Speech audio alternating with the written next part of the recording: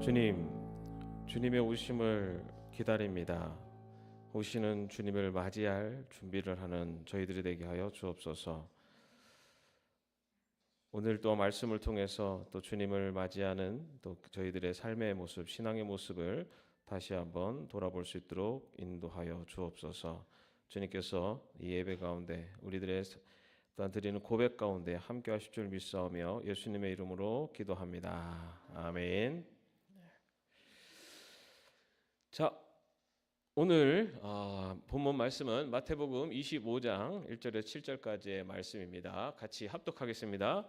그런데 하늘나라는 저마다 등불을 들고 신랑을 맞으러 나간 열처녀에 비길 수 있을 것이다. 그 가운데서 다섯은 어리석고 다섯은 슬기로웠다. 어리석은 처녀들은 등불은 가졌으나 기름은 갖고 있지 않았다. 그러나 슬기로운 처녀들은 자기들의 등불과 함께 통에 기름도 마련하였다. 신랑이 늦어지니 처녀들은 모두 졸다가 잠이 들었다. 그런데 한밤중에 외치는 소리가 났다. 보아라, 신랑이다. 나와서 맞이하여라. 그때 그 처녀들이 모두 일어나서 제 등불을 손질하였다. 아멘. 네. 여러분, 내가 정말 건강하다 확신하십니까? 네. 제가 내가 정말 건강하지 아닌지 확인을 할 수 있는 방법을 알려드릴게요. 지금도 박수를 치실 건데 딱 30초 동안 쳐가지고 50번을 치면은 됩니다.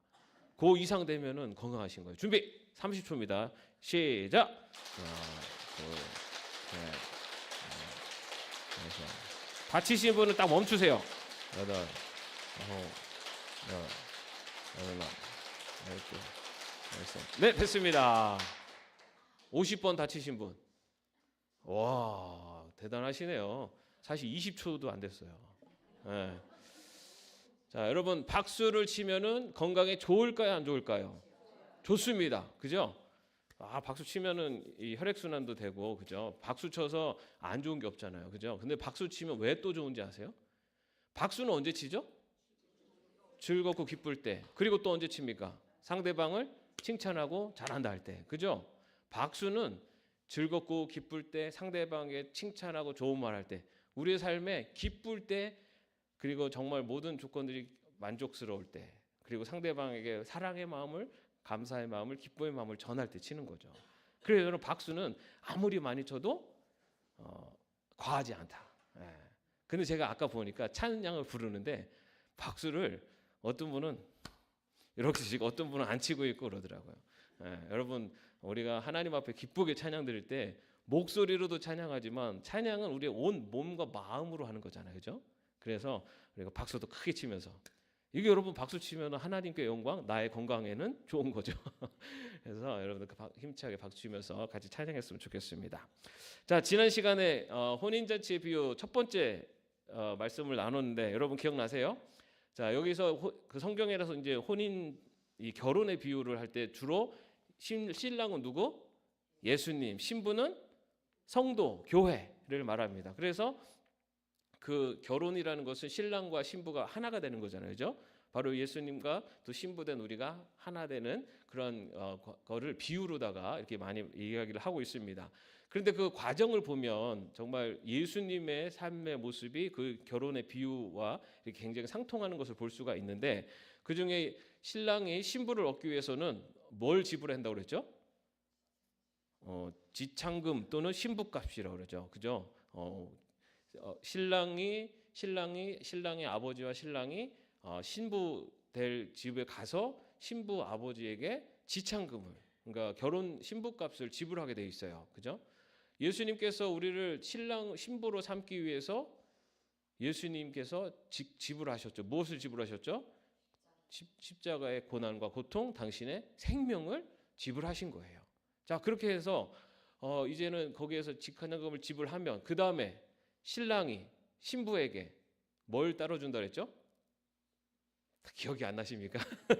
신랑이 신부에게 포도주를 딱 따라서 신부에게 내가 당신을 나의 신부로 맞이할 것이고 이제 나는 당신과 한 몸이 되길 원하오 하고 일종의 청혼을 합니다. 그러면 신부가 그거를 딱 받아서 마시면 청혼을 승낙하는 거죠. 그죠?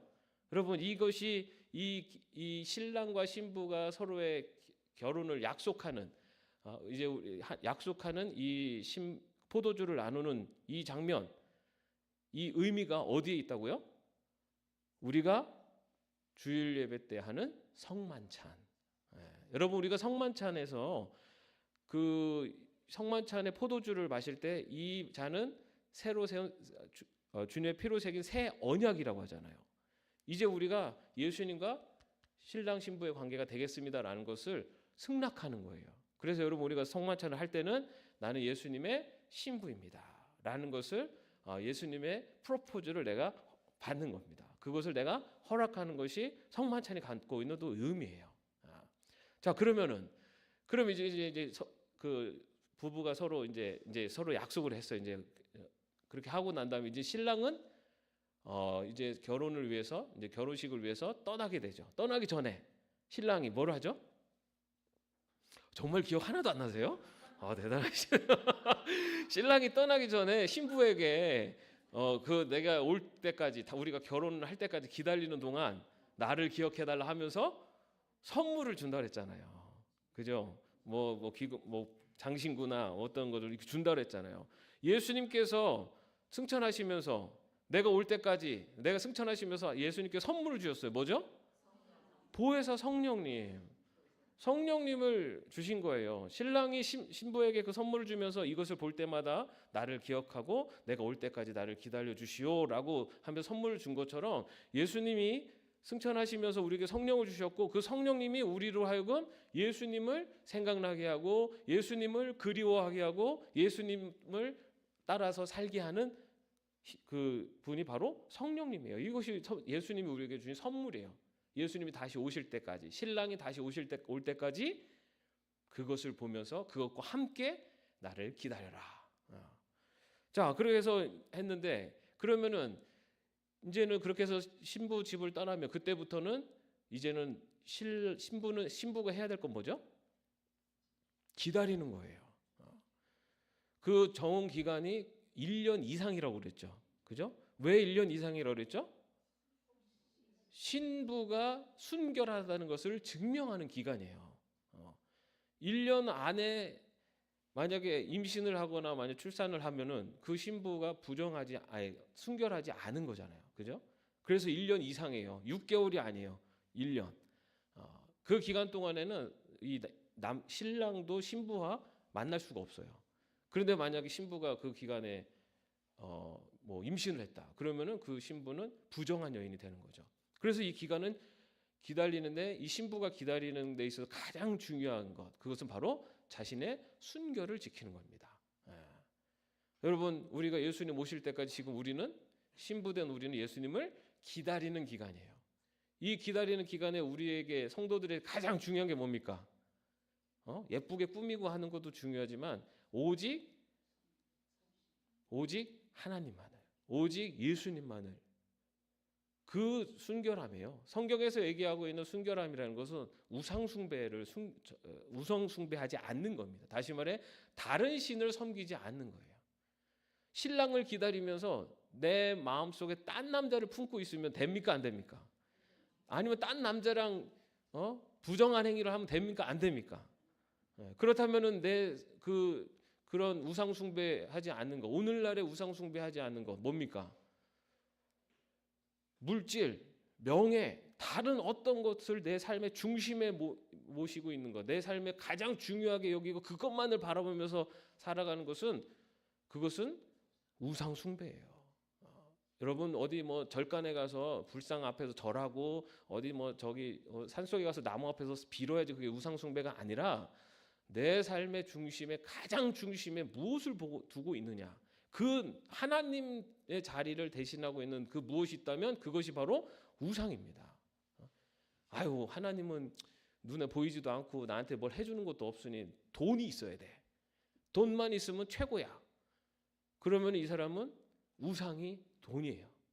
돈이 바로 우상이 되는 거예요. 아이고, 뭐니 해도 건강이 최고야. 아이고, 뭐 건강해야지 하나님도 믿지. 그러면 건강 잃으면 하나님 안 믿을 거예요? 내 삶의 중심에 뭐가 있나? 하나님보다 내가 중요하게 여기는 그 무엇이 있다면 그것이 바로 우상이 되는 겁니다. 그런데 우리가 예수님 신랑 오실 때까지 우리가 가장 신부로서 준비해야 될 것은 바로 그 우상을 섬기지 않는 겁니다. 자, 그런데 그러면은 언제 신랑이 온다고 했습니까? 언제? 아무도 몰라요. 누구만 알아요? 아버지만 알아요. 신랑도 자기 언제 결혼식을 할지 몰라요.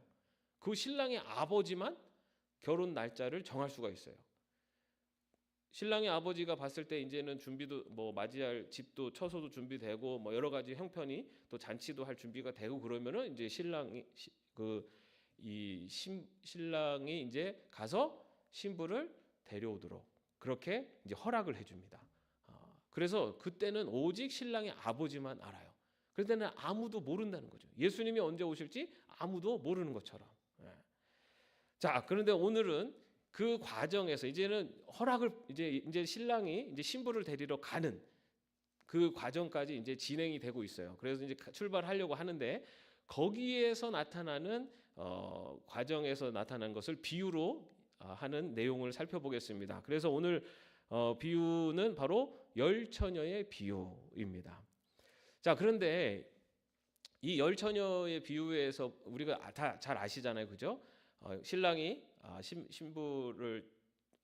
신부를 데리러 왔을 때 그때 신랑을 맞이하기 위해서 신부의 들러리들이 기다리고 있다가 근데 신랑이 갑자기 어느 날 밤에 찾아오니 기름이 준비되어 있는 다섯 처녀는 그 신랑과 함께 들어가고 기름을 준비하지 못한 다섯 처녀는 그 기름을 사러 간 사이에 문이 닫혀서 잔치 자리에 들어가지 못한다. 이런 내용이잖아요, 그죠? 자, 그러면 질문.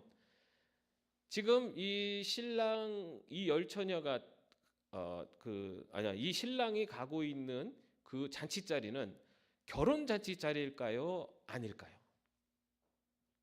결혼식이 있는 잔치 자리일까요? 아닐까요? 네? 여러분 그 결혼식은요 어느 쪽에서 열리냐면은 신랑의 집에서 열립니다. 결혼식은 신랑의 집에서 여는 거예요. 여기는 신랑이 신부를 데리러 가서 데리고 와서 신랑의 집에서 결혼 잔치가 열립니다. 그래서 사실은 여기 열처녀 비유에 나오고 있는 요 잔치 자리는 결혼 잔치라기보다는 멀리에서 찾아온 그 신랑을 좀 위로하고 또 이제 그 신부를 딸을 보내는 그런 안타까움을 좀 위로하기 위해서 하는 그런 잔치장이다라고 할 수가 있어요. 그런데도 어쨌든 신랑을 맞이하기 위해서 신부의 들러리들이 이제 밖에 나가서 신랑을 이제 맞을 준비를 하게 됩니다. 이 열처녀는 신부의 들러리죠. 자, 이 열처녀들. 그런데 이 열처녀는 어떤 사람들일까요? 먼저 신부의 들러리로 선택을 받았어요. 그죠? 다른 일반 하객하고는 좀 달라요. 신부의 들러리로 선택을 받았어요. 그리고 이들은 누구를 기다리는 사람들이죠? 신랑이 오기를 기다리는 사람들이에요. 그리고 이들은 모두 뭘 가지고 있습니까? 등불을 갖고 있어요. 여러분 선택을 받고 신랑 대신 예수님을 기다리면서 등잔을 가지고 있는 그런 공통점을 갖고 있는 이런 사람이 누구일까요? 우리가 앞에서는 이 신랑과 신부라고 하는 관점에서 보기 때문에 신랑을 예수님, 신부를 성도된 우리들이라고 얘기하잖아요. 근데 이 열처녀의 비유는 신랑이 언제 오느냐, 언제라도 오는 신랑을 맞이할 준비를 하느냐라고 하는 그런 준비의 관점으로 되어 있기 때문에 여기서는 이 신랑을 기다리는 열처녀가 바로 성도들을 말합니다. 기다린다는 관점에서. 그래서 이 열처녀는 바로 하나님의 선택을 받고 그리고 예수님의 오심을 기다리고 있는 바로 성도들을 말해요. 그런데 그 성도들이 또 어떤 공통점이 있냐면 5절 말씀에 보면은 신랑이 늦어지니 처녀들은 모두 졸다가 잠이 들었다. 여러분 지혜로운 다섯 처녀는 계속 깨어 있었다고 아니에요. 지혜로운 다섯 처녀도 미련한 다섯 처녀도 다 잠이 들었다는 거예요. 여러분 딱 우리 아닙니까? 딱 우리가 항상 깨어 있어야 됨에도 불구하고 잠들고 졸립고 하는 모습으로 있는 게 우리들의 모습입니다. 지금도 보십시오. 이렇게 좋으시는 분들이 몇 분 계세요. 예. 깨어 있어야 되는 우리가 사실은 다 깨어 있지 못하잖아요. 다 이게 바로 여기서 말하는 열 처녀가 바로 우리 예수님을 기다리는 성도들을 말해요. 모든 성도들. 그런데 중요한 거는 다 똑같아요. 선택받아서 신랑을 기다리고 있고 등불도 가지고 있고 모두 다 졸고 있어요. 그런데 이 안에 슬기로운 다섯 처녀와 미련한 다섯 처녀가 있다는 겁니다. 모두 다 슬기로운 다섯 처녀도 모두 다 미련한 다섯 처녀도 아니라 슬기로운 다섯 처녀와 미련한 다섯 처녀가 있다는 거예요. 겉으로 보기에는 똑같이 신앙생활하고 있고 똑같이 믿음 생활하는 것 같지만 그러나 분명히 그 안에는 나뉘어지는 차이점이 있다고는 것을 말하고 있습니다. 그러면 그 차이가 무엇이냐? 그 차이가 분명하게 드러나는 것이 오늘 말씀에 보면은 6절에 보면은 그런데 한밤중에 외치는 소리가 났다. 보아라 신랑이다. 나와서 맞이하여라. 신랑이 어느 날 갑자기 도착했을 때 그때 그 신랑을 맞이할 준비가 되어 있느냐 안 되어 있느냐라는 것에 차이가 분명히 있다는 거예요. 이때까지 신랑이 도착하기 전까지는 다 똑같아 보였어요. 그죠? 똑같이 신앙생활했어요. 똑같이 교회 나가고 똑같이 예수님 기다리는 삶, 그 기다리는 성도로서 살았고 그런데 예수님이 딱 오는 신랑이 오는 그때 탁 나눠진다는 겁니다. 자, 그런데 여러분 이 그 신랑이 이제 신부를 데리러 올 때는 신랑도 신랑의 그 들러리들하고 같이 옵니다. 같이 오면서 그 신랑의 들러리들은 횃불을 들고 와요. 횃불을 들고 신랑과 함께 오면서 그 신부 그 마을 근처에 가면은 여기 그 6절 말씀에 나온 것처럼 보아라 신랑이다 나와서 맞이하여라라고 하면서 그 함성을 치우고 그 다음에 뿔나파를 부르면서 그렇게 하면서 이제 신부의 집 쪽으로 가게 됩니다. 그런데 여러분 이 장면이 어디에서 또 나오냐면요. 이거 넘어갔나요? 네.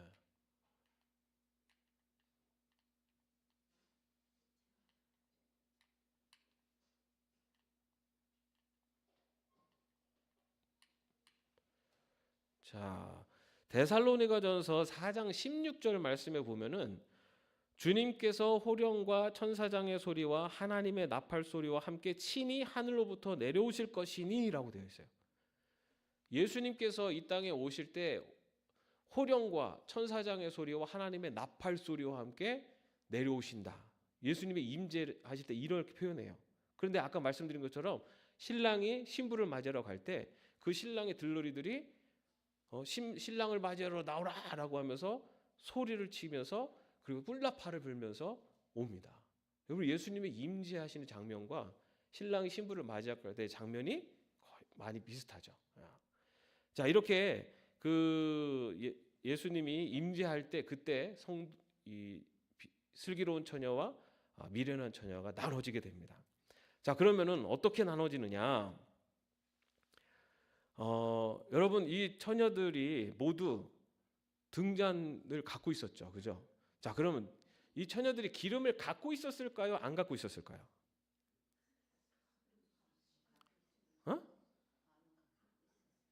갖고 있었어요, 그죠? 그럼 지혜로운 처녀, 미련한 처녀들은 기름을 갖고 있었을까요? 안 갖고 있었을까요?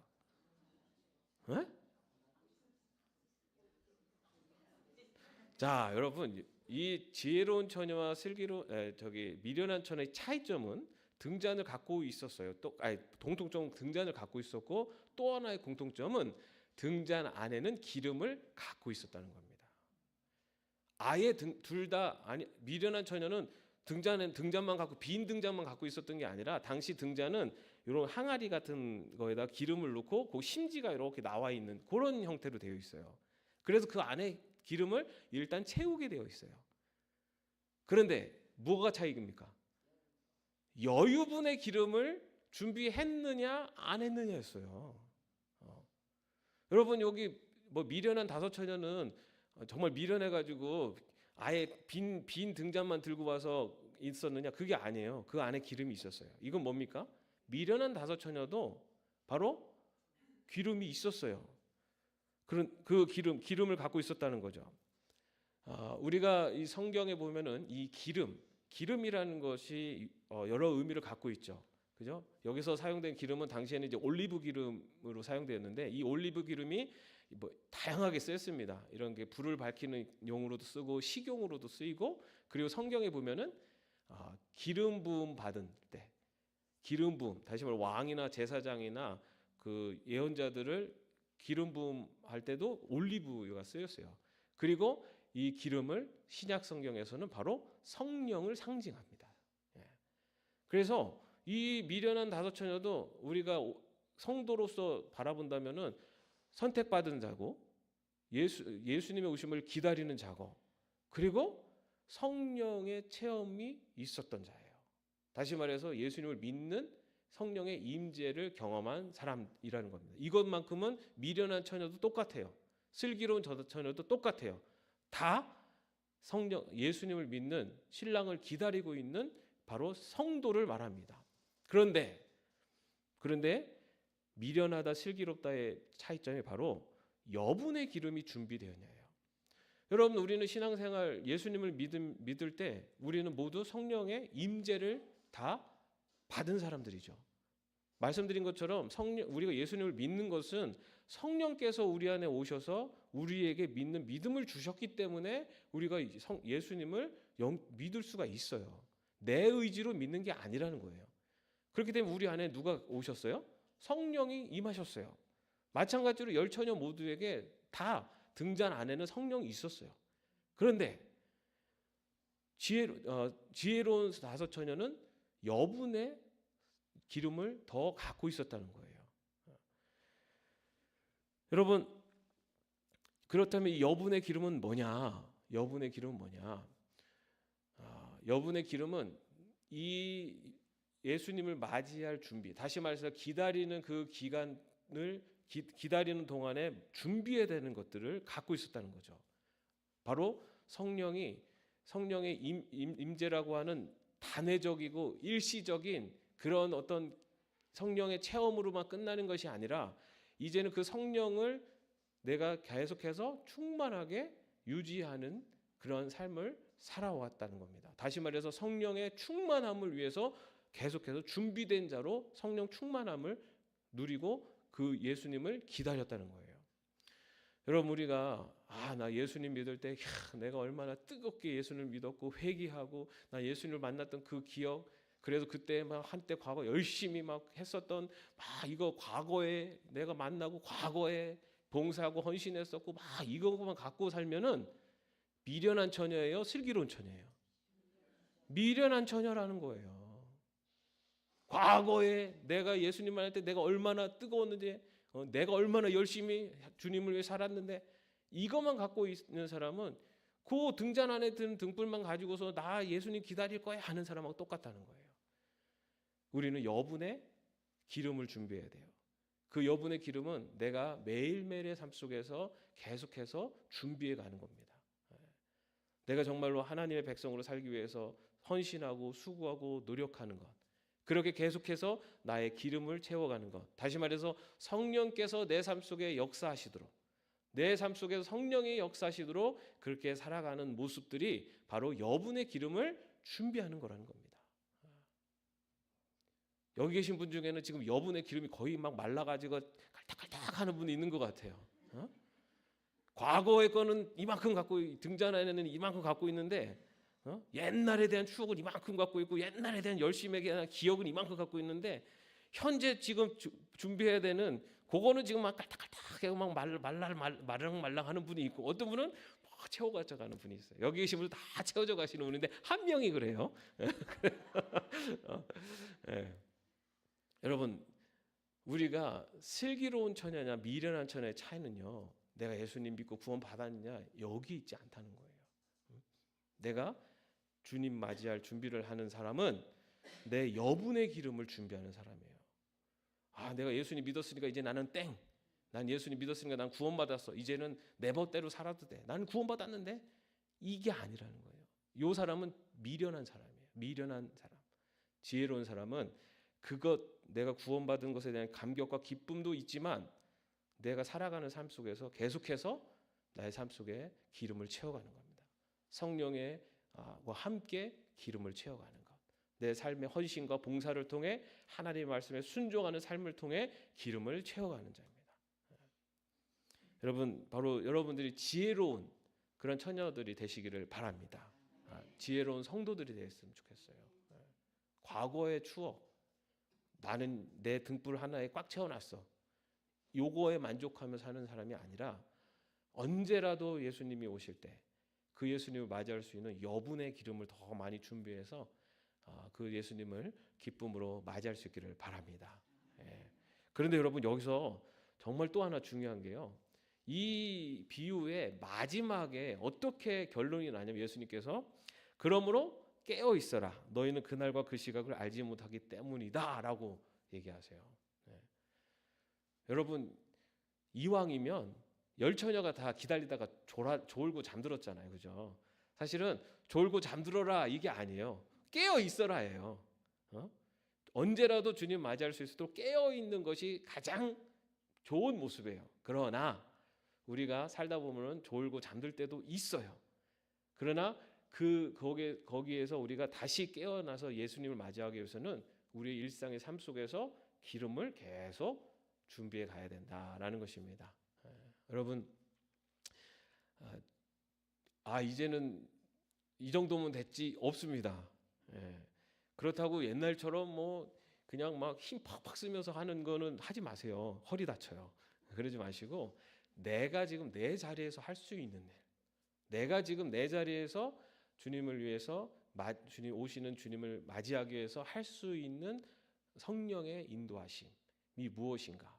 그것을 계속 채워 나가서 여러분의 여분의 기름 항아리에 기름이 가득 채워지는, 그래서 언제라도 예수님을 맞이할 수 있는 우리 모두가 되기를 주님의 이름으로 축원합니다. 기도하겠습니다. 그러므로 깨어 있어라. 너희는 그날과 그 시각을 알지 못하기 때문이다. 주님, 저희들이 언제 주님이 오시더라도 그 주님을 맞이할 여분의 기름 항아리를 준비하고 있는지요. 우리가 과거에 지냈었던 추억에 머물러 있지는 않는지요.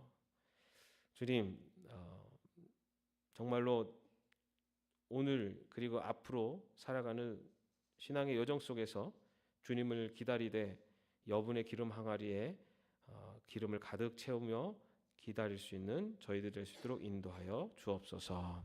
주 예수 그리스도의 은혜와 하나님의 사랑하심과 성령님의 교통하심과 동행하심이 우리의 주님이 오시는 그날 언제라도 주님을 기쁨으로 맞이하는 지혜로운 다섯 처녀처럼 기름의 항아리를 가득 채우기를 원하는 주의 종들 머리 위에 이제부터 영원까지 함께 없으시기를 간절히 축원하옵나이다.